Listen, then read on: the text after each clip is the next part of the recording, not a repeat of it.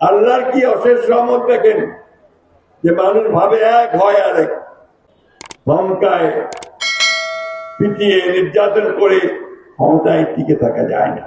যাকে তাতে হাসিনায় টিকে থাকি, তাই না?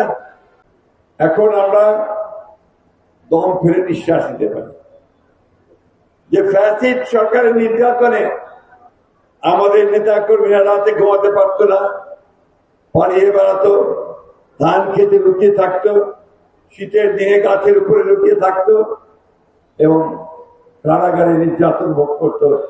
সেই দিনগুলো আমাদের চলে গেছে। এখন আমরা মুক্ত নিঃশ্বাস নিতে পারি।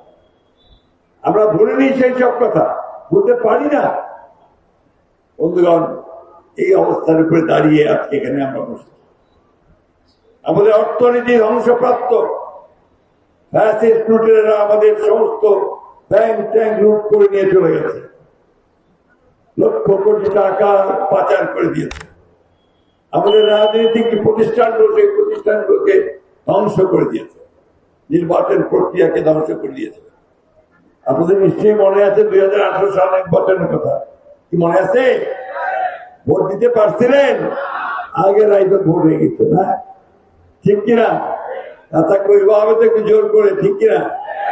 সেই নির্বাচনটা এবার হলো না? এই নির্বাচনে কি কোথাও কোনো কারচুপি হয়েছে? জনগণ সমস্ত ভোট দিয়েছে, তাই তো? সেই নির্বাচনে জনগণ কার উপর আস্থা রেখেছে? বিএনপির উপরে আস্থা রেখেছে, তারেক রহমানের নেতৃত্বের উপরে আস্থা রেখেছে, তাই না? ঠিক কিনা? এবং 2/3 বেশি আসনে ভোট দিয়ে জয়যুক্ত করেছে, 213টা আসনে, তাই না? একটা দল তো এমন একটা অবস্থা তৈরি করছিল, মনে হচ্ছে বিএনপি নাই, তারেক রহমান নাই, ওই হারে গেছিল, ব্যবস্থা কারণ সৃষ্টি করছিল না।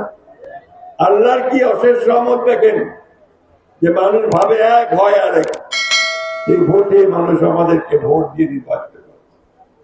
সেই জন্যই বন্ধুগণ, যারা বিএনপি করেন তাদের দায়িত্ব এখন অনেক বেশি আগের চেয়ে। জনগণ আপনাদের উপর আস্থা রেখেছে, সেই আস্থার মূল্য আপনাদেরকে দিতে হবে। আপনাদের কর্মকাণ্ডে তার প্রতিফলন করতে হবে, জনগণের ভালোবাসা আপনাদের অর্জন করতে হবে। ধমকায়, পিটিয়ে, নির্যাতন করে ক্ষমতায় টিকে থাকা যায় না। যাকে তাতে হাসিনায় টিকে থাকি, তাই না? পারছে কি? পালা গেছে, এমন পলান পড়েছে আরো শিবা হয়, শুধু একা নয়, তার সাঙ্গ পাঙ্গ নিয়ে পড়েছে।